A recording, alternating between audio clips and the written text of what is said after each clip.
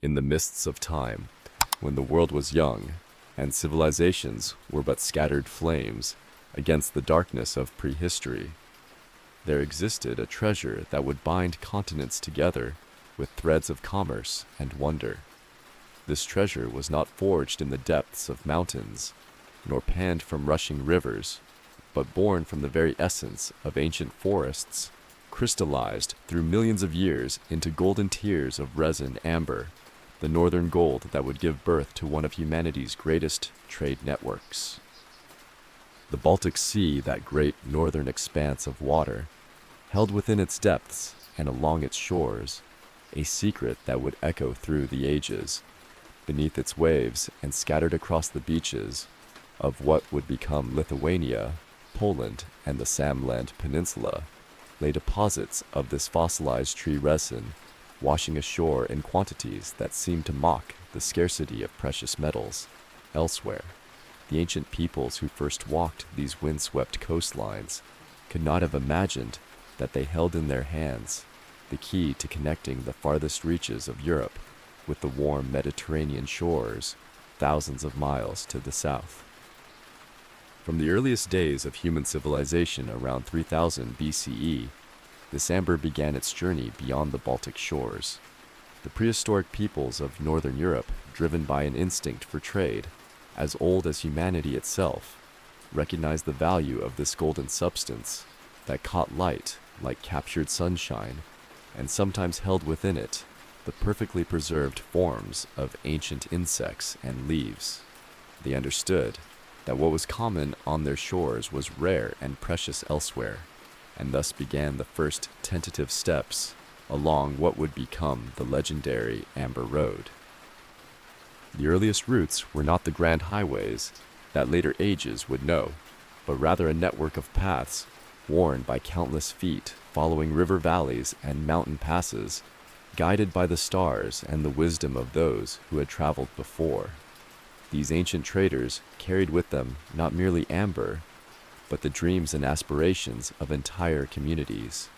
Each bead, each carved ornament, each raw piece of golden resin represented weeks or months of dangerous travel through unmarked wilderness, across territories controlled by unknown tribes, through weather that could kill the unprepared.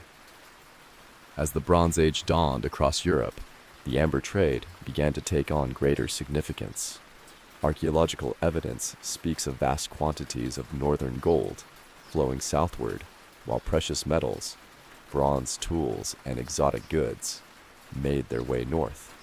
The chemical analysis of amber, found in the great civilizations of the south, confirms its Baltic origins, creating an unbroken chain of evidence stretching across millennia and continents.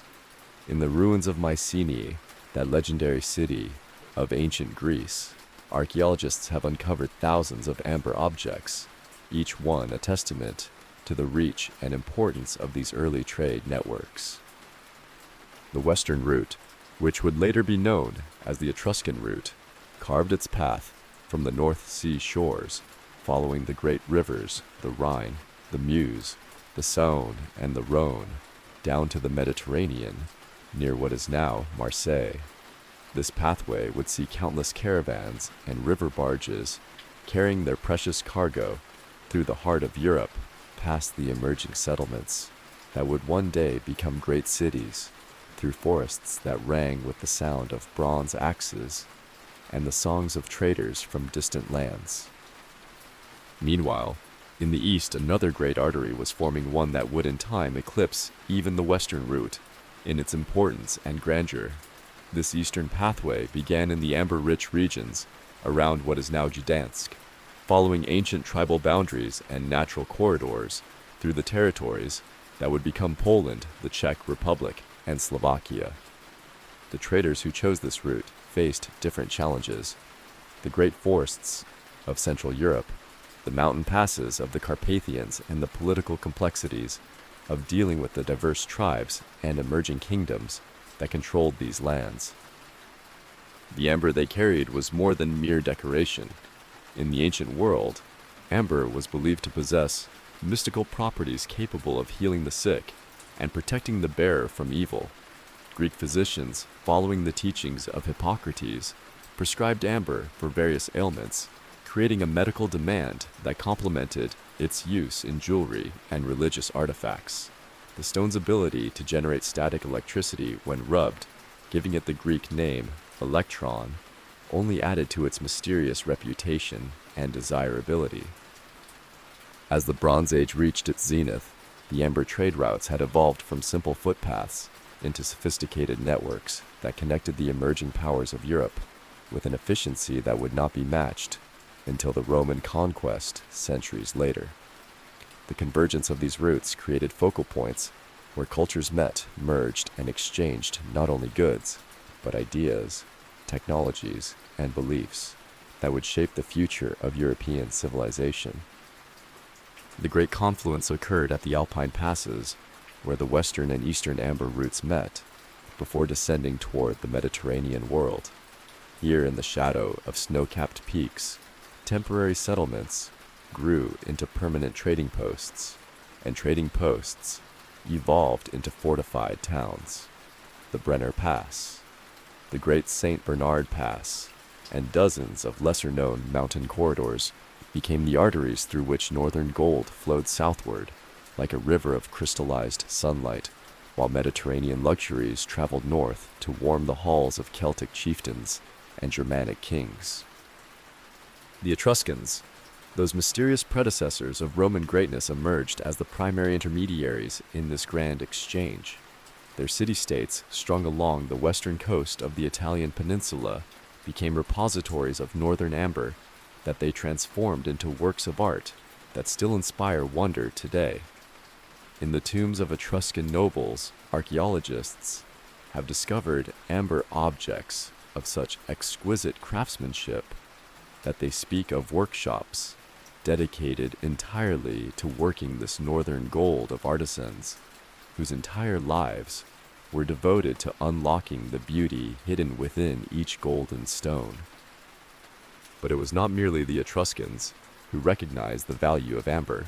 Across the eastern Mediterranean, the ancient Greeks were building their own relationships with the northern traders. The legends speak of Phaethon, son of Helios, whose sisters wept tears of amber when he fell from the sky. But behind these myths lay a very real understanding of amber's origins and value. Greek merchants, those pioneers of Mediterranean commerce, established their own connections to the amber routes, creating trading relationships that would endure for centuries.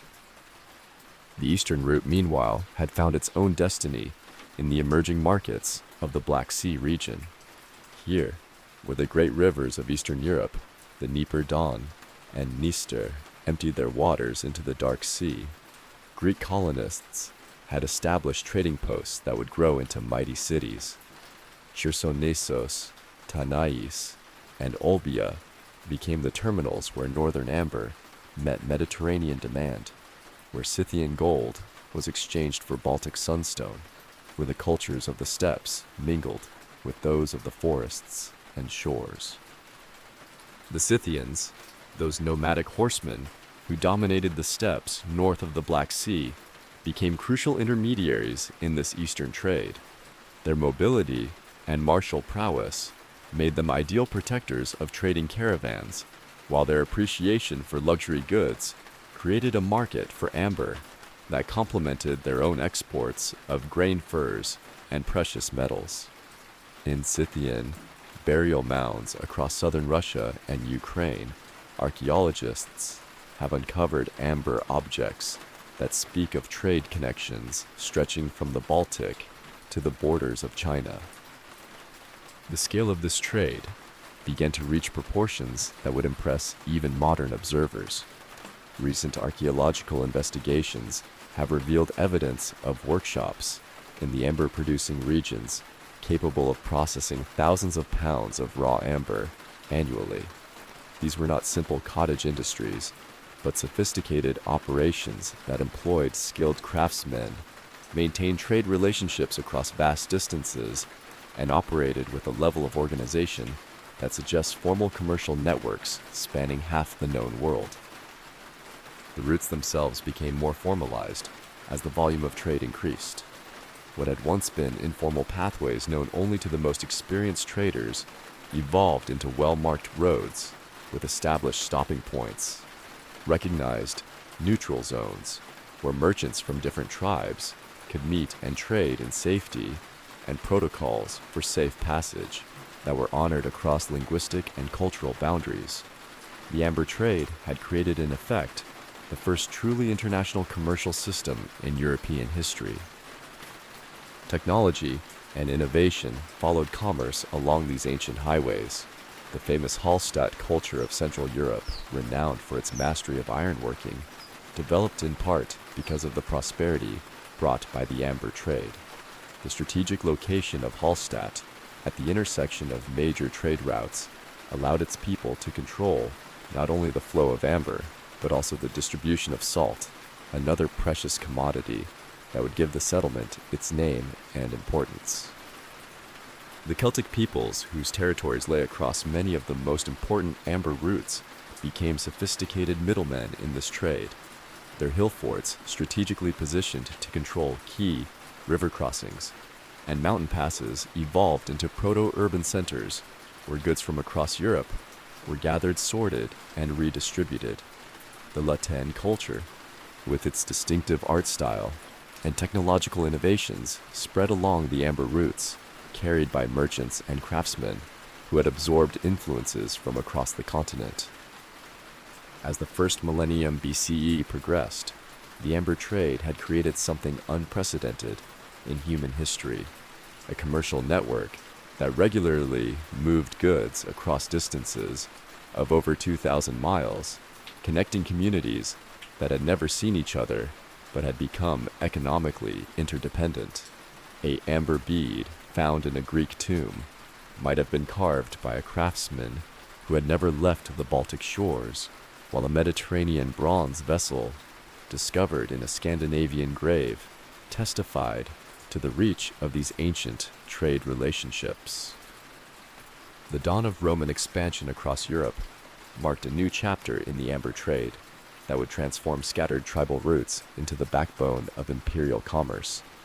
As the legions marched northward from the Mediterranean heartland, carrying with them the discipline of Roman organization and the hunger for exotic luxuries that marked their civilization, they encountered and ultimately absorbed the ancient amber networks that had operated for millennia beyond their borders. The Romans, with their genius for administration and infrastructure, recognized immediately the strategic and economic value of the amber trade. What had been a loose confederation of tribal agreements and seasonal trading expeditions would, under Roman influence, become a formalized commercial highway, rivaling the great silk routes of Asia in its importance and sophistication. The transformation began in the 1st century BCE, as Roman merchants, protected by the expanding frontiers of the Republic, ventured northward in search of the legendary northern gold that had already begun to ornament the villas of wealthy Romans. Marcus Crassus, the triumvir, whose wealth was legendary even in an age of conspicuous luxury, was among the first Roman magnates to recognize the profit potential in the amber trade. His agents, operating under the protection of Roman military, might establish trading posts along the Danube frontier that would serve as collection points for amber flowing down from the Baltic regions. These posts, fortified and garrisoned, represented the first systematic Roman attempt to control rather than merely participate in the northern trade. The conquest of Gaul by Julius Caesar opened new possibilities for the amber trade. Caesar himself, in his commentaries on the Gallic Wars, made specific mention of the amber that adorned Celtic nobility, noting its origins in the distant northern seas and the vast network of intermediaries who brought it to the Rhine frontier. The Roman victory at Alesia did more than break Celtic resistance. It opened the western amber routes to direct Roman control, allowing merchants from Gaul to operate under Roman protection as they ventured into the Germanic territories beyond the Rhine. Augustus, the first emperor, elevated the amber trade from private enterprise to state interest. Understanding that luxury goods from distant lands served not only to satisfy Roman appetites, but to demonstrate the reach and power of Roman civilization, he commissioned the first systematic exploration of the amber routes. The expedition of Julianus, sent northward during the early years of Augustus's reign, mapped the river systems that connected the Roman frontier to the Baltic shores, and established formal relationships with the Germanic tribes who controlled the northern territories. The account of Julianus's expedition, preserved in fragments by later historians, reads like a tale of adventure from the age of exploration. Leading a party of merchants, interpreters, and guards, he followed the ancient pathways through the great forests of Germania, navigating by rivers whose names would later echo through Roman literature, the Elbe, the Oder, and the Vistula. At each tribal settlement, he negotiated safe passage and trading rights, offering Roman goods in exchange for access to the amber sources and protection for future caravans.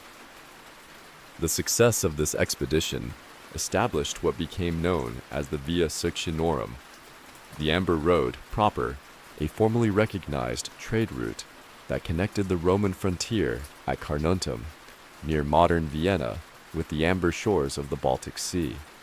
This route, following the Morava and Oder river valleys through what is now the Czech Republic and Poland, became the primary artery through which northern gold flowed into the Roman Empire, carrying with it not only amber, but the exotic goods of the far north furs, honey wax, and the mysterious products of lands that existed at the very edge of the known world. The establishment of the Via Succionorum required more than mere diplomatic agreements with Germanic tribes. The Romans, with their characteristic thoroughness, constructed a supporting infrastructure that included way stations, bridges, and fortified trading posts at crucial intervals along the route. These installations, while nominally peaceful commercial facilities, were staffed by former legionaries and equipped to serve as military strongpoints if the political situation deteriorated. The amber trade in Roman hands became as much an instrument of imperial policy as a source of commercial profit. The Emperor Nero, whose appetite for luxury was legendary even by Roman standards, elevated the amber trade to new heights of importance and extravagance. His agent, Julianus, possibly a descendant of Augustus's explorer, undertook a second great expedition to the Baltic shores, this time with explicit instructions to secure amber supplies for the emperor's personal use. The quantities of amber that resulted from this expedition were staggering. Pliny the Elder records that a single gladiatorial show sponsored by Nero featured amber decorations weighing more than a strong man could carry. The Flavian emperors, more practical than their Julio-Claudian predecessors, systematized the amber trade as part of their broader efforts to organize Roman commerce. Under Vespasian and his sons, the amber routes were formally incorporated into the imperial postal system, allowing for rapid communication between Roman authorities and their agents in the northern territories. This integration meant that intelligence about political developments in Germania, Dacia, and the other frontier regions flowed southward along the amber routes as readily as the golden resin itself. The reign of Trajan marked the high point of Roman involvement in the amber trade. The conquest of Dacia, with its rich gold mines and strategic position, controlling the eastern approaches to the Germanic territories, allowed Roman merchants to operate with unprecedented security along the eastern branches of the amber network. The Great Column erected in Rome to commemorate Trajan's victories includes scenes of Dacian tribute bearers carrying amber objects, testimony to the importance placed on this northern gold by the imperial government. Archaeological evidence from this period reveals the extraordinary scale that the amber trade had achieved under Roman organization. At Aquileia, The great commercial city at the head of the Adriatic Sea workshops had been discovered that processed hundreds of pounds of raw amber annually, transforming the northern resin into finished goods for distribution throughout the Roman world. These workshops employed skilled craftsmen who had developed techniques for working amber that would not be surpassed until the Renaissance, creating objects of such beauty and technical sophistication that they were worthy of imperial collections. The mature Roman Empire of the 2nd century CE witnessed the amber trade reach its zenith of organization and profitability, transforming from a luxury curiosity into a cornerstone of imperial commerce that rivaled grain imports from Egypt and silk from China in its economic significance. Under the stable rule of the Antonine emperors, the amber routes evolved into a sophisticated commercial network that demonstrated Roman organizational genius at its most impressive, connecting the frozen shores of the Baltic with the sun-drenched markets of Syria and Egypt through a web of relationships that spanned continents. Hadrian, the traveling emperor, whose curiosity about the far reaches of his domain was legendary, personally intervened to standardize the amber trade during his northern campaigns. His establishment of the Amber Codex, a comprehensive set of regulations governing the trade, transport, and taxation of northern gold, represented the first systematic attempt by any ancient power to regulate international commerce on such a scale. The Codex specified everything from the quality grades of amber to the diplomatic protocols required for conducting business beyond the imperial frontiers, creating a framework that would influence commercial law for centuries. The emperor's agents, operating under imperial mandate, established permanent diplomatic missions among the major Germanic tribes who controlled the amber sources. These missions, staffed by interpreters, traders, and military advisors, served multiple functions simultaneously. They negotiated commercial agreements, gathered intelligence about tribal politics and military capabilities, and served as early warning systems for any threats to Roman interests in the region. The mission to the Asti, the Baltic tribe who controlled the richest amber deposits, became particularly important, operating almost as a Roman embassy in barbarian territory. Marcus Aurelius, the philosopher-emperor, found himself drawn into the complexities of amber diplomacy during his campaigns along the Danube frontier. The Marcomannic Wars, which consumed much of his later reign, were fought partly to secure the amber routes that had become vital to Roman commercial interests. The emperor's personal correspondence, preserved in fragments, reveals his understanding that control of the amber trade was inseparable from the broader strategic challenge of managing Rome's northern frontiers. The great trading houses of Aquileia reached their peak of influence during this period, their warehouses filled with amber from across the known world. These merchant dynasties, some of whose names survive in inscriptions, scattered across the Roman world, wielded influence that extended far beyond mere commerce. They financed exploration expeditions into unknown territories, sponsored diplomatic missions to distant tribes, and maintained private intelligence networks that often surpassed those of the imperial government in their scope and accuracy. The Julii Sucinariae, the most prominent of these amber trading families, maintained agents from Britain to the Black Sea, coordinating the flow of northern gold with a precision that impressed even Roman administrators. Their archives, partially preserved in papyrus fragments discovered in Egypt, reveal a commercial operation of staggering complexity. Contracts, written in a dozen languages, shipping manifests, tracking cargoes across thousands of miles, and correspondence networks that connected Roman merchants with Gothic princes and Sarmatian chiefs. Archaeological evidence from this golden age of the amber trade tells a story of unprecedented prosperity along the ancient routes. At Carnuntum, the great frontier city that served as the southern terminus of the main amber route, excavations have revealed merchant quarters where amber was processed on an industrial scale.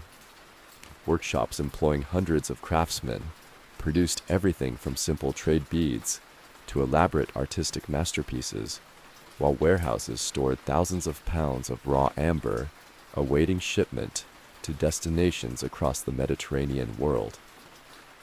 The eastern routes, meanwhile, had developed their own character under Roman influence. The Black Sea became a Roman lake during this period, with imperial fleets patrolling waters that carried amber-laden ships from the mouths of great rivers to the ports of Asia Minor and the Levant. Chersonesos, Tanais, and the other Greek cities of the Black Sea coast evolved into major commercial centers where northern amber met the luxury goods of the East Chinese silk Indian spices and Persian carpets, creating markets of unparalleled diversity and wealth. The sophistication of the amber trade during this period extended beyond mere commerce into the realms of art, science, and philosophy.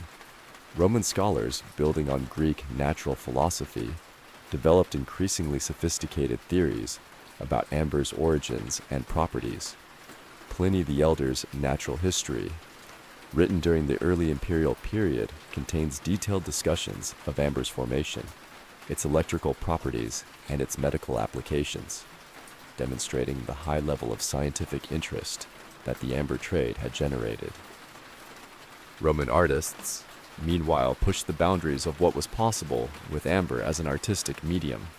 The great amber room of Nero's Domus Aurea, described by contemporary writers as one of the wonders of the world, featured walls panels of amber so expertly crafted that they seemed to glow with internal light. Similar amber decorations appeared in the palaces of provincial governors and wealthy merchants across the empire, testifying to the material's status as the ultimate luxury good. The religious significance of amber also flourished under Roman rule. Mystery cults, incorporating amber symbolism, spread along the trade routes, blending Germanic and Celtic beliefs about the stone's magical properties with Mediterranean religious traditions. The cult of Mithras, particularly popular among soldiers and merchants, incorporated amber objects into its sacred rituals, believing that the northern gold possessed properties that could facilitate communication with the divine. The amber trade's influence extended into the highest levels of Roman society and politics. Senators funded amber expeditions as investments, while emperors used amber gifts to cement diplomatic relationships with client kingdoms and allied tribes. The Emperor Commodus, notorious for his extravagance, reportedly owned amber objects worth more than the annual tribute of entire provinces, while his predecessors had used amber ornaments as diplomatic gifts to secure alliances with distant barbarian kingdoms. By the late 2nd century, the amber trade had become so integrated into the Roman economy that its disruption would have caused economic crisis throughout the empire. The routes carried not only amber, but a vast array of northern products, furs, honey wax, slaves, and exotic woods, while Roman manufactured goods, wine, and luxury items flowed northward in return. This exchange had created economic relationships that bound barbarian chieftains to Roman interests as effectively as any military alliance. The 3rd century brought with it the winds of change that would reshape not only the amber trade, but the very foundations of European civilization. As the Roman Empire entered its period of crisis, beset by civil wars, economic collapse, and mounting barbarian pressure along its extended frontiers, the carefully maintained network of amber routes that had flourished for 2 centuries began to fray at the edges, though the golden threads would prove more resilient than the empire that had woven them into its commercial fabric. The crisis of the 3rd century struck at the heart of Roman commercial supremacy with devastating effect.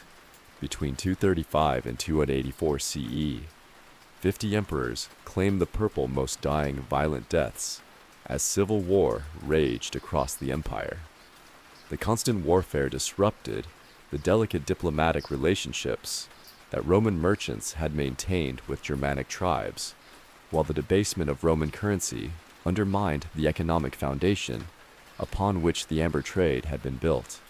Gothic raiders, no longer restrained by fear of Roman retaliation, began attacking the very trading posts and way stations that had facilitated commerce for generations. Yet even as Roman power waned, the amber roots demonstrated a resilience that surprised contemporary observers. The Germanic tribes, who had served as intermediaries in the trade, possessed their own reasons for maintaining commercial relationships, regardless of Roman political fortunes. The Goths, Vandals, and other tribal confederations that emerged as major powers during this period understood that the amber trade brought them not only material wealth, but also access to the technological innovations and luxury goods that marked the difference between barbarism and civilization. Aurelian, the restorer of the world, attempted to revive Roman control over the amber roots as part of his broader campaign to restore imperial unity and prosperity. His agents ventured north, once again seeking to reestablish the diplomatic and commercial relationships that had made the amber trade so profitable in earlier centuries. The partial success of these efforts, evidenced by the renewed flow of amber to Roman workshops during his brief reign, demonstrated that the fundamental economic logic of the trade remained sound even as its political framework crumbled. The rise of the Alemanni Confederation along the Rhine frontier created new challenges and opportunities for the amber trade. These Germanic peoples, united under ambitious war leaders, controlled crucial portions of the western amber routes and proved themselves shrewd negotiators in their dealings with both Roman merchants and their barbarian competitors. The Alemannic kings adorned themselves with amber ornaments that rivaled those of Roman emperors, while their warriors carried amber amulets into battle, believing that the northern gold would protect them from enemy weapons. Diocletian's reorganization of the empire brought temporary stability to the amber routes, though at the cost of the free-flowing commerce that had characterized earlier periods. The new administrative system, with its rigid price controls and state monopolies, treated amber as a strategic resource subject to imperial regulation rather than a free trade commodity. The edict on maximum prices, issued in 301 CE, specified official rates for amber by weight and quality, effectively ending the market-driven pricing that had made the trade so profitable for independent merchants. The Tetrarchy's division of imperial authority had profound implications for amber commerce. The Caesar responsible for the Danubian provinces found himself managing relationships with Gothic and Sarmatian tribes, whose territories controlled the eastern amber routes, while his colleague in Gaul dealt with Frankish and Alemannic peoples, who dominated the western pathways. This division of responsibility, while administratively efficient, fragmented the unified approach to amber diplomacy that had characterized earlier imperial policy. Constantine's establishment of Constantinople as the new Rome created a new center of gravity for the amber trade in the eastern Mediterranean. The wealth and luxury of the new capital generated unprecedented demand for amber, particularly among the Greek-speaking aristocracy, who had traditionally preferred other precious materials. The workshops of Constantinople developed their own distinctive styles of amber, working influenced by both Roman techniques and the artistic traditions of the Greek East. The Christianization of the empire under Constantine and his successors introduced new complexities into the amber trade. Christian bishops, initially suspicious of amber's association with pagan religious practices, gradually came to accept its use in Christian contexts. Amber crosses, reliquaries, and other religious objects began appearing in Christian churches, while the material's supposed medicinal properties made it acceptable to Christian physicians who had rejected other pagan remedies. The Gothic Wars of the 4th century brought both destruction and opportunity to the amber roots. Visigothic and Ostrogothic armies, while devastating much of the Balkan Peninsula, also served as inadvertent facilitators of trade by creating new political configurations that ambitious merchants could exploit. The Gothic kings, newly settled within former Roman territories, maintained their people's traditional appreciation for amber, while gaining access to Roman commercial networks and manufacturing techniques. The Hunnic invasions under Attila represented perhaps the greatest threat that the amber roots had ever faced. The nomadic lifestyle of the Huns made them less interested in maintaining the settled trade relationships that sustained long-distance commerce, while their military campaigns disrupted tribal territories across Central Europe. Yet even the Huns proved susceptible to amber's allure. Archaeological evidence from Hunnic burial sites includes amber objects that demonstrate continued, if reduced, trade activity even during the height of their conquests. The partition of the Roman Empire between East and West created divergent fates for different segments of the amber trade. The eastern routes, protected by the relative stability of the Byzantine Empire, maintained much of their traditional character and profitability. The western routes, meanwhile, adapted to the new reality of barbarian kingdoms that had replaced Roman administration in Gaul, Spain, and eventually Italy itself. The Vandal conquest of North Africa and their subsequent control of the western Mediterranean disrupted traditional shipping patterns that had carried amber from Aquileia and other Adriatic ports to markets in Egypt and the Levant.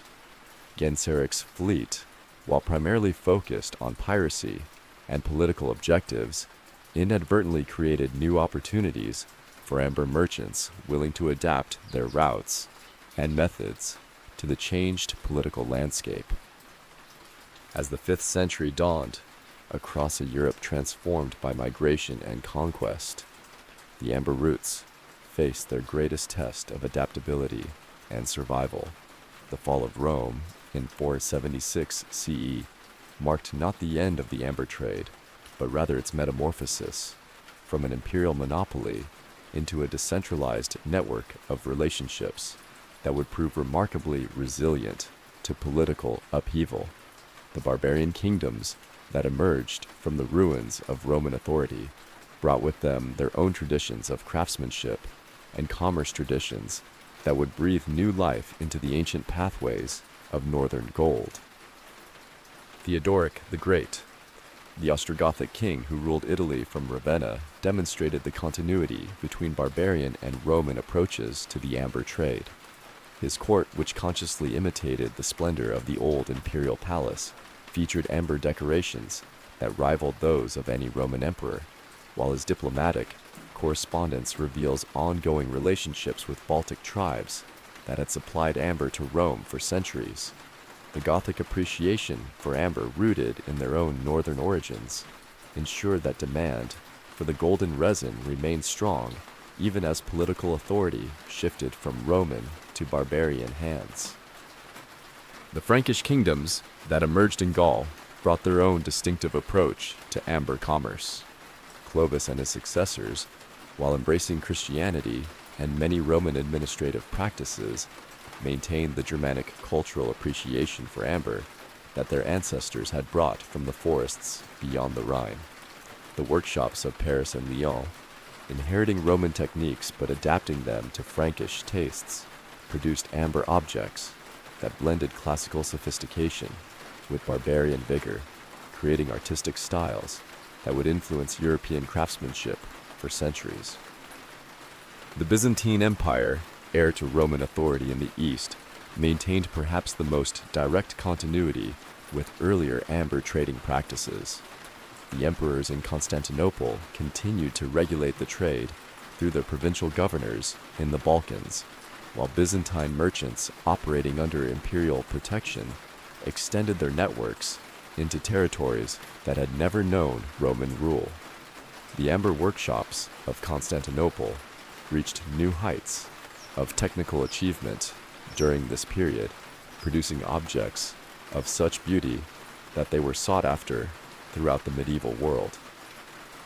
The Lombard invasion of Italy created new disruptions, but also new opportunities for amber merchants. The Lombard kings, establishing themselves in the Po Valley that had been the heart of Roman amber processing, inherited workshops and trade relationships that they proved eager to maintain and expand. The remarkable continuity of amber working in cities like Milan and Pavia demonstrates the trade's ability to transcend political boundaries and cultural differences. The Anglo-Saxon kingdoms of Britain, established by Germanic peoples who maintained cultural memories of the amber trade's importance, created a new western terminus for the ancient roots. Amber objects found in Anglo-Saxon burial sites, particularly the famous finds at Sutton Hoo, demonstrate that even the most distant barbarian kingdoms remained connected to the Baltic sources through networks that had adapted to the new political realities of post-Roman Europe. The rise of the Avar Khaganate in the Carpathian Basin brought a new player into amber diplomacy, whose nomadic traditions and territorial control over crucial trade routes made them essential partners for merchants seeking to maintain connections between north and south. The Avar appreciation for luxury goods, demonstrated by the spectacular archaeological finds from their burial sites, created a new market for amber, while their military power provided protection for caravans traversing their territories. The conversion of barbarian kingdoms to Christianity introduced new religious dimensions to the amber trade. Christian bishops, initially suspicious of amber's pagan associations, gradually came to appreciate its practical and symbolic value. Amber reliquaries, designed to hold sacred relics, became particularly prized objects that combined the material's natural beauty with its supposed protective properties. The workshop records of monasteries across Europe reveal extensive use of amber in religious contexts, from altar decorations to episcopal rings. The emergence of the Merovingian dynasty in Francia marked a new golden age for the Western amber roots. Dagobert Roy and his successors actively promoted trade relationships with northern peoples, understanding that commercial prosperity provided both wealth and political stability for their kingdoms. The famous amber treasure found at Saint-Denis, dating from this period, includes objects that demonstrate the highest levels of artistic achievement and technical sophistication. The Slavic expansion across Central and Eastern Europe created new challenges and opportunities for amber merchants. The Slavic tribes, moving into territories that had been traversed by amber caravans for over a millennium, brought their own cultural traditions and economic needs to the trade. The gradual Slavicization of much of the amber route's eastern pathway required merchants to develop new diplomatic relationships and cultural understandings, but it also opened access to previously unexploited amber sources in territories that had remained beyond Roman influence. The Arabs' expansion across the Mediterranean created unexpected new markets for amber. Islamic merchants operating from bases in Syria and Egypt proved eager customers for northern gold, which they incorporated into their own artistic traditions and trade networks, extending into Asia and Africa.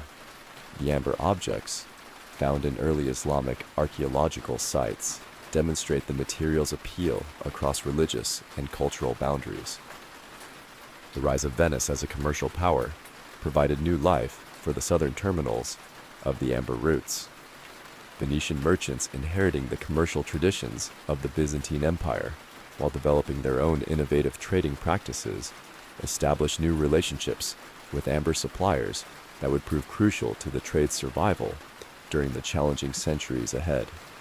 The workshops of Venice began producing amber objects that combined Byzantine techniques with emerging medieval artistic styles.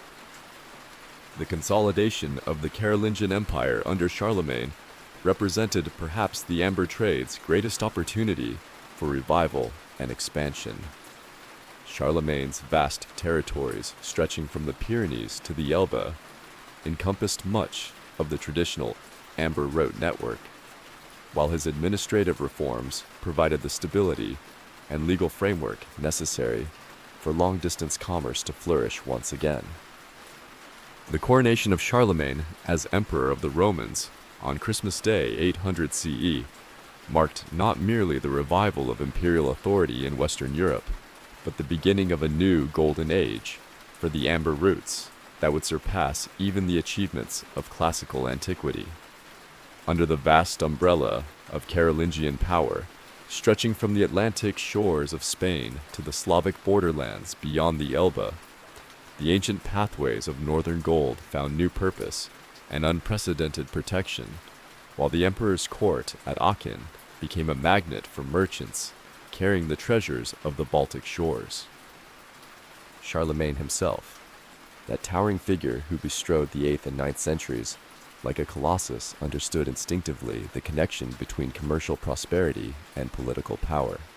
His capitularies, those legislative documents that governed his vast empire, contained specific provisions for the protection of merchants traveling the amber routes, establishing royal protection for traders who could demonstrate legitimate business in the northern gold. The emperor's personal collection of amber objects, described in detail by his biographer, Einhard, included pieces of such extraordinary beauty that they were considered worthy gifts for the Caliph of Baghdad and the Emperor of Byzantium.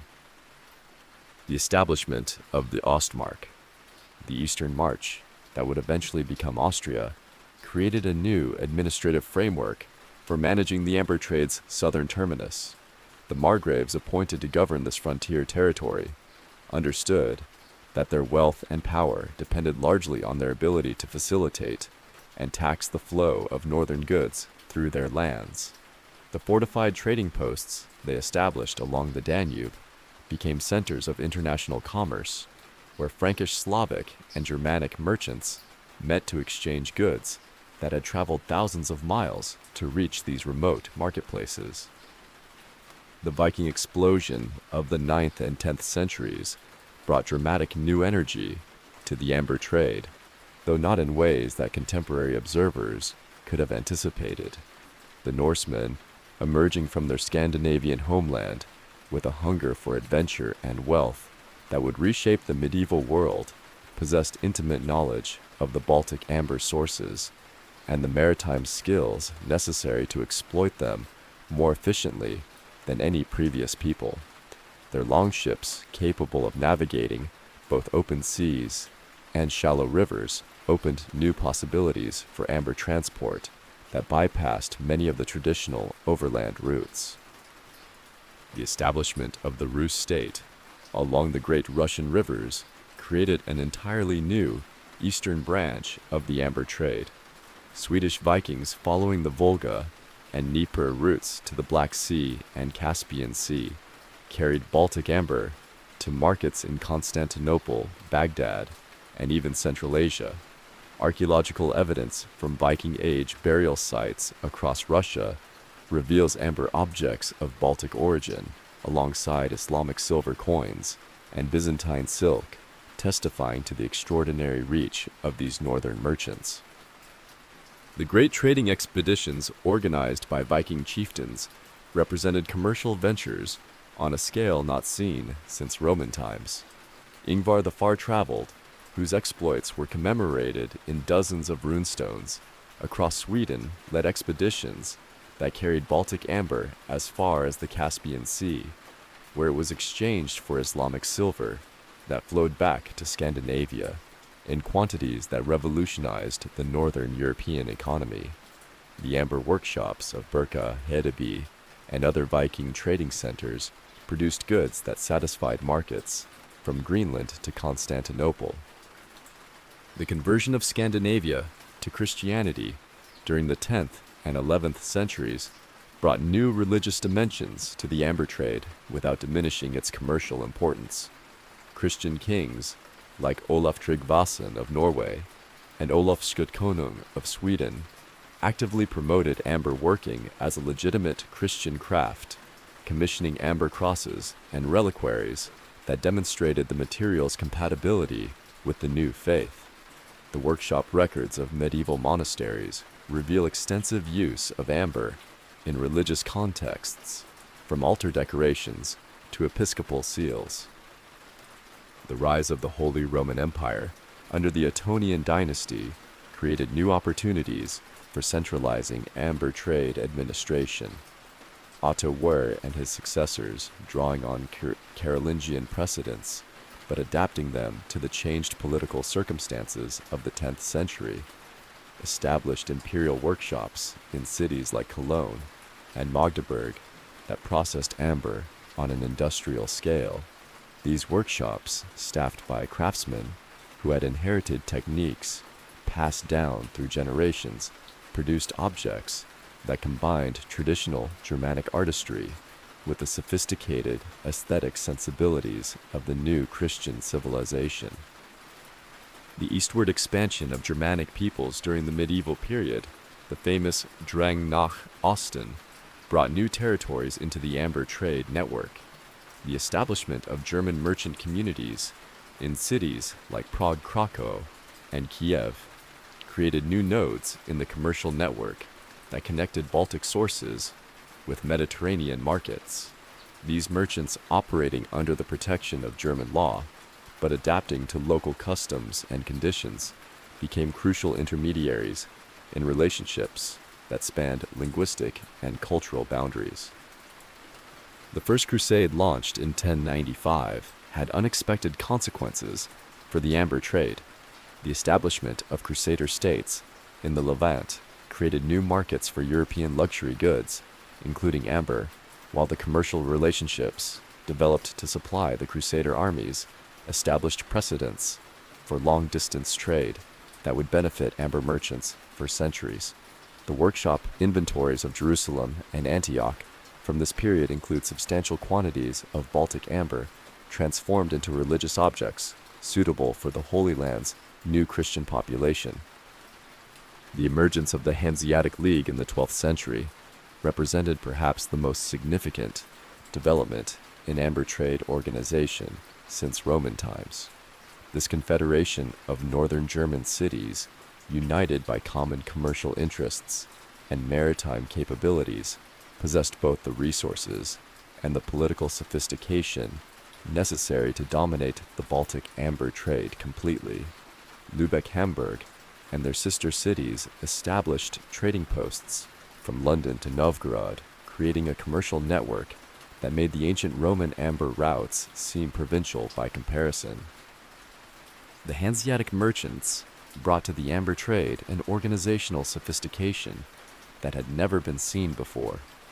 Their guilds established quality standards for amber that were recognized across Europe, while their legal codes provided frameworks for resolving commercial disputes that arose in transactions spanning thousands of miles. The Hanseatic League's own diplomatic relationships, maintained independently of the Holy Roman Empire or any other political authority, demonstrated the amber trade's evolution into something approaching a sovereign commercial power. The 13th century witnessed the transformation of the amber trade from a collection of regional commercial relationships into a truly international industry dominated by the maritime powers of Northern Europe. The Hanseatic League, having established its hegemony over Baltic commerce, proceeded to revolutionize every aspect of amber procurement, processing, and distribution with an efficiency that would not be matched until the industrial age. Under Hanseatic management, the ancient amber routes evolved into a sophisticated commercial network that connected the fishing villages of the Baltic coast with the great markets of London, Bruges, and Constantinople. The League's approach to amber commerce represented a fundamental departure from earlier practices, where Roman merchants had relied on diplomatic relationships with barbarian tribes and Carolingian traders had operated under imperial protection. The Hanseatic cities created their own commercial empire based on naval power, technological innovation, and economic organization.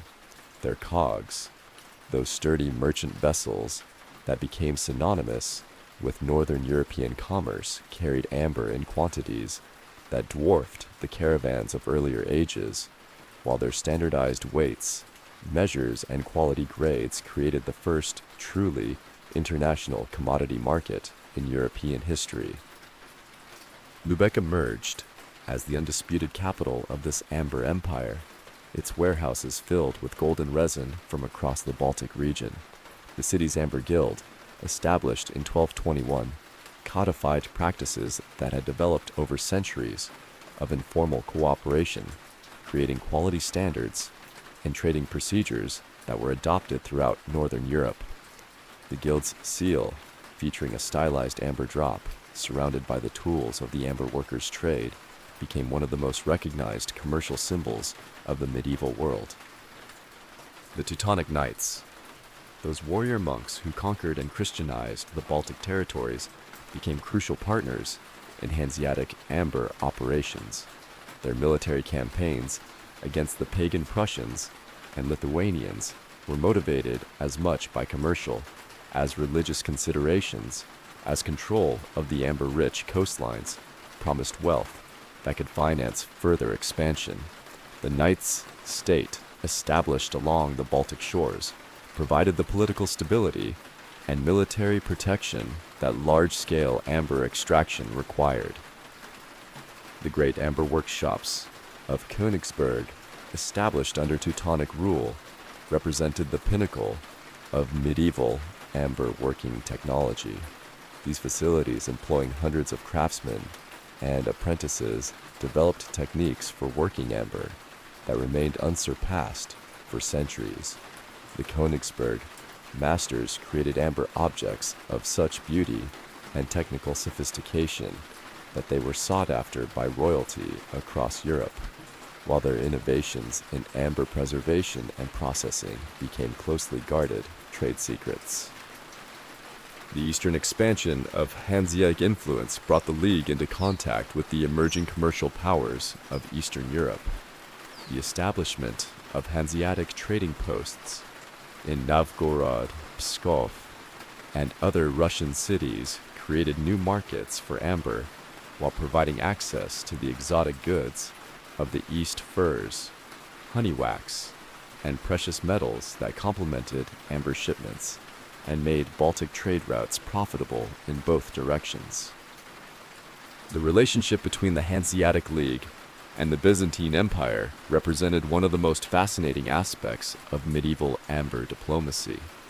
Byzantine emperors, heir to 1,000 years of appreciation for northern gold, proved eager customers for Hanseatic amber, while their workshops in Constantinople continued to produce amber objects that combined Germanic craftsmanship with Greek artistic traditions. The amber objects found in Byzantine archaeological sites from this period demonstrate the continued importance of the material in Eastern Mediterranean luxury markets. The Mongol-Mughal invasions of the 13th century created both challenges and opportunities for amber merchants. The initial devastation caused by Mongol armies disrupted traditional trade routes across Eastern Europe, but the subsequent establishment of Mongol peace under the Great Khans opened new possibilities for long-distance commerce. Amber objects of Baltic origin have been found in Mongol archaeological sites across Asia, testimony to the extraordinary reach of medieval trade networks. The emergence of Poland as a major European power during the reign of Casimir the Great brought new political dimensions to amber trade. The Polish kings, recognizing the strategic and economic importance of controlling amber routes, established royal monopolies over amber extraction in their territories, while negotiating commercial agreements with the Hanseatic League that balanced Polish sovereignty with Hanseatic commercial interests. The amber workshops of Krakow, operating under royal patronage, produced objects that rivaled those of any European center. The rise of Lithuania as the last pagan kingdom in Europe created unique opportunities for amber merchants willing to navigate the complex political and religious challenges involved in trading with non-Christian rulers. The Lithuanian Grand Dukes controlling vast territories that included some of the richest amber sources in the Baltic region proved sophisticated negotiators who understood the value of their natural resources and demanded favorable terms from foreign merchants. The Black Death of the 14th century tested the resilience of amber trade networks as it did every aspect of medieval European life. The demographic catastrophe caused by the plague disrupted traditional commercial relationships and eliminated many of the skilled craftsmen whose knowledge had been passed down through generations. Yet the amber trade proved remarkably adaptable to these challenges, with surviving merchants expanding their operations to fill gaps left by their departed competitors. The cultural flowering of the High Middle Ages found expression in amber art that reached unprecedented levels of sophistication. The great amber altarpieces of Northern European churches, featuring biblical scenes carved with extraordinary detail and artistry, demonstrated the material's capacity to serve the highest religious and artistic purposes. The workshop records of cathedral builders reveal extensive use of amber in architectural decoration, from window ornaments to altar furnishings. The development of new artistic techniques during this period expanded the possibilities for amber working beyond traditional jewelry and decorative objects. The invention of amber inlay work, where pieces of different colored amber were combined to create complex patterns and images, opened new artistic possibilities that influenced decorative arts across Europe. The amber mosaics of this period, featuring intricate geometric and naturalistic designs, were considered among the wonders of medieval craftsmanship. The dawn of the Renaissance brought with it winds of change that would transform the amber trade from a medieval commercial network into a global luxury industry that would survive the discovery of new worlds and the rise of modern nation-states.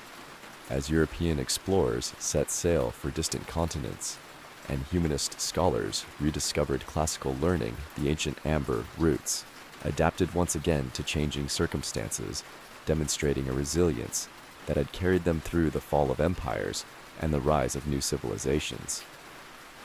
The Italian Renaissance, with its explosion of artistic creativity and patronage, created unprecedented demand for amber as both raw material and finished artwork. The Medici family of Florence, those merchant princes who epitomized Renaissance wealth and sophistication, assembled collections of amber objects that rivaled those of medieval kings. Their agents operating throughout Northern Europe competed with established Hanseatic merchants for access to the finest Baltic amber, driving prices to levels that made amber trading one of the most profitable commercial activities of the age. Leonardo da Vinci himself took interest in amber's unique properties, conducting experiments that advanced understanding of its electrical characteristics and fossilization process. His notebooks contain detailed drawings of amber specimens and speculations about their formation that would not be surpassed until the scientific revolution of the 17th century. The master's workshop records indicate that he incorporated amber into several of his artistic projects, though most of these works have been lost to time. The Habsburg dynasty's rise to dominance over Central Europe brought new political dimensions to amber trade management. Charles V and his successors ruling territories that encompassed much of the traditional amber route network, established imperial monopolies that centralized control over amber extraction and processing. The Habsburg workshops in Vienna and Prague became centers of amber artistry that combined traditional Germanic techniques with Renaissance artistic sensibilities. The Protestant Reformation created unexpected opportunities for amber merchants as religious upheaval disrupted traditional commercial relationships. The secularization of monastery workshops released skilled craftsmen into private employment, while the destruction of Catholic religious art created new markets for Protestant-approved amber objects. The workshop records of Reformed churches reveal extensive use of amber in Protestant religious contexts, from pulpit decorations to communion vessels. The discovery of the Americas and the establishment of global trade networks initially threatened to diminish amber's commercial importance. The influx of New World gold and silver promised to make traditional luxury goods obsolete, while Spanish and Portuguese merchants seemed poised to dominate international commerce. Yet amber proved adaptable to these new circumstances, finding markets in the Americas where European settlers sought familiar luxuries to remind them of their distant homelands. The rise of the Dutch Republic as a maritime and commercial power brought new energy to northern European amber trade. Dutch merchants operating with characteristic efficiency and innovation established new trade relationships that connected Baltic amber sources with global markets extending from the Caribbean to the East Indies. The amber workshops of Amsterdam and other Dutch cities became centers of international commerce, where northern gold was transformed into objects destined for markets across the known world. The 30 Years' War, that devastating conflict that consumed Central Europe for a generation, tested the amber trade's resilience as severely as any previous crisis. The widespread destruction of workshops, the disruption of traditional trade routes, and the economic chaos caused by military campaigns threatened to end centuries of commercial development. Yet even amid the carnage, amber merchants found ways to maintain their operations, often operating under military protection or establishing temporary workshops in territories untouched by the conflict. The scientific revolution of the 17th century brought new understanding of amber's properties and origins. Scholars like Athanasius Kircher and Georgius Agricola conducted systematic studies of amber that advanced beyond medieval speculation toward genuine scientific understanding. Their works, widely distributed through the new printing technology, spread knowledge of amber throughout educated European society and created new appreciation for its scientific as well as aesthetic value. The establishment of the Kingdom of Prussia as a major European power brought new organization and efficiency to Baltic amber operations. The Prussian kings, recognizing amber as a crucial source of state revenue, established royal monopolies that controlled every aspect of amber extraction, processing, and export. The famous Amber Room, constructed for Frederick I and later given to Peter the Great of Russia, represented the pinnacle of Baroque amber artistry and became one of the wonders of the European world. The expansion of European colonial empires created new global markets for amber. European colonists in North America, the Caribbean, and Asia sought familiar luxury goods that connected them to their European origins, while indigenous populations in these regions developed their own appreciation for amber's beauty and supposed medicinal properties. The trading posts of the Dutch East India Company and other colonial enterprises became distribution centers for amber objects destined for markets that had never known the material's existence. The Enlightenment brought new scientific and philosophical interest in amber's properties and significance. Voltaire Diderot and other philosophers wrote extensively about amber as an example of nature's capacity to preserve the past within the present, using amber inclusions as metaphors for historical knowledge and scientific discovery. The amber collections of European natural history museums became centers of scientific research that advanced understanding of paleontology and ancient life forms. The Industrial Revolution's early stages created new possibilities for amber processing and distribution. Steam-powered transportation reduced the cost of moving amber from Baltic sources to processing centers, while new manufacturing techniques allowed for mass production of amber objects that had previously required individual craftsmanship. The workshops of Birmingham and other industrial centers began producing amber goods on a scale that would have amazed medieval craftsmen.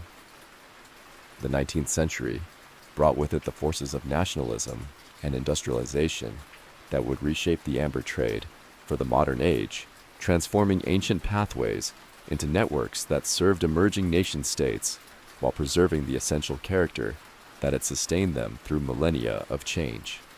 As railways replaced medieval trade routes and steam-powered ships carried amber to markets that spanned the globe, the golden threads that had connected civilizations since prehistory adapted once more to serve the needs of a world in rapid transformation.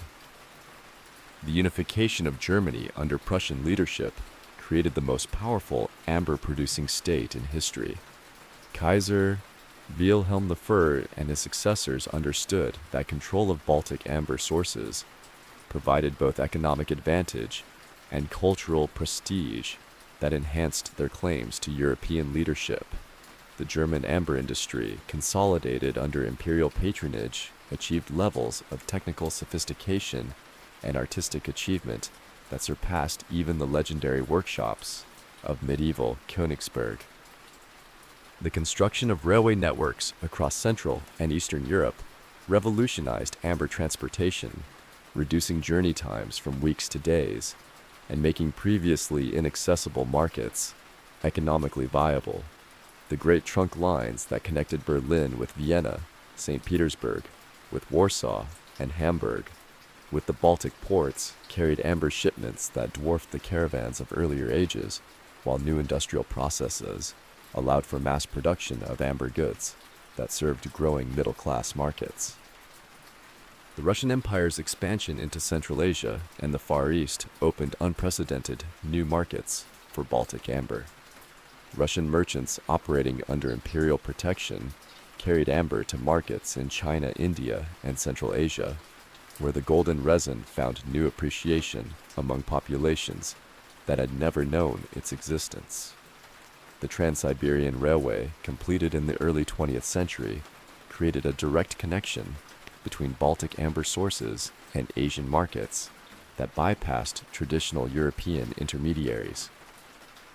The First World War brought devastation to the amber trade, as it did to every aspect of European life. The battlefields of East Prussia, where some of the world's richest amber deposits lay hidden beneath the soil, were scarred by trenches and artillery bombardments that disrupted extraction operations. Yet even amid the carnage, soldiers on both sides collected amber fragments as souvenirs, carrying pieces of ancient forest resin home to families who treasured these connections to a more peaceful past. The interwar period witnessed remarkable innovation in amber working techniques as Art Deco designers discovered new possibilities in the ancient material. The workshops of Paris, Berlin, and New York produced amber objects that combined traditional craftsmanship with modernist aesthetic sensibilities, creating jewelry and decorative objects that appealed to the sophisticated tastes of the Jazz Age.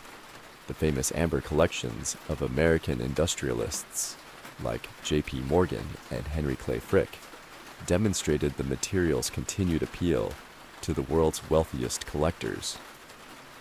The Second World War brought both destruction and unexpected preservation to the amber trade.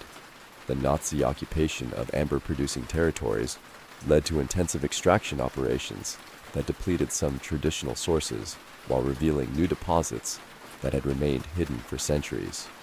The mysterious disappearance of the Amber Room from the Catherine Palace during the siege of Leningrad became one of the war's greatest unsolved mysteries, symbolizing both the fragility and the enduring value of amber artistry.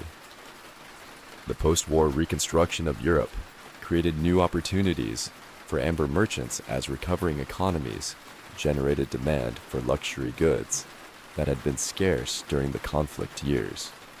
The establishment of the Soviet Union as a major power brought new organization to amber extraction in the Baltic territories, while the communist government's emphasis on export industries made Soviet amber a significant factor in international markets. The discovery of major amber deposits in the Dominican Republic during the 1960s challenged Baltic dominance for the first time in recorded history. Dominican amber, with its distinctive clarity and remarkable inclusions, created new possibilities for both scientific research and commercial exploitation. The competition between Baltic and Caribbean amber spurred innovation in both regions while expanding global appreciation for amber's diversity and beauty. The environmental movement of the late 20th century brought new appreciation for amber's role as a window into ancient ecosystems. Paleontologists studying amber inclusions made discoveries that revolutionized understanding of prehistoric life, while environmentalists cited amber's preservation of ancient organisms as evidence of nature's fragility and the importance of conservation efforts. Museums worldwide developed amber collections that served both scientific research and public education. The collapse of the Soviet Union created both chaos and opportunity in traditional amber-producing regions. The newly independent Baltic states embraced their amber heritage as symbols of national identity, while the removal of communist restrictions allowed for renewed private enterprise in amber extraction and processing. Lithuanian, Latvian, and Estonian amber craftsmen freed from state control created new artistic movements that honored traditional techniques while embracing contemporary aesthetics. The digital age brought unprecedented global connectivity to amber markets. Internet commerce allowed small-scale amber craftsmen to reach customers worldwide, while online auction platforms created new venues for trading rare and exceptional amber specimens. Social media networks connected amber enthusiasts across continents, creating virtual communities that shared knowledge and appreciation of the ancient material.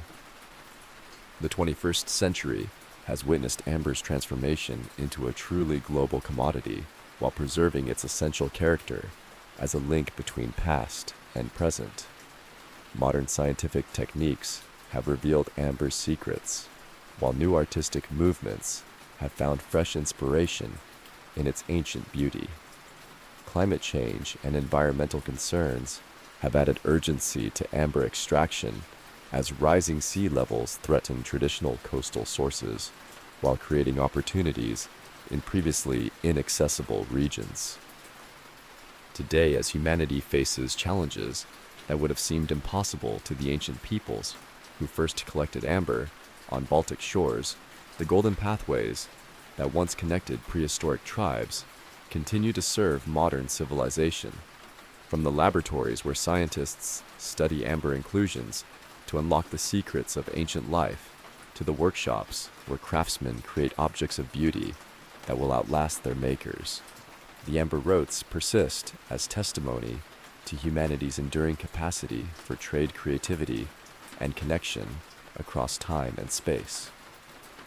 The amber road endures eternal as the golden tears of ancient forests, resilient as the human spirit that has followed its pathways for over 5,000 years, continuing to bind the modern world together with threads of beauty, wonder, and shared heritage that transcend the boundaries of nations, cultures, and centuries.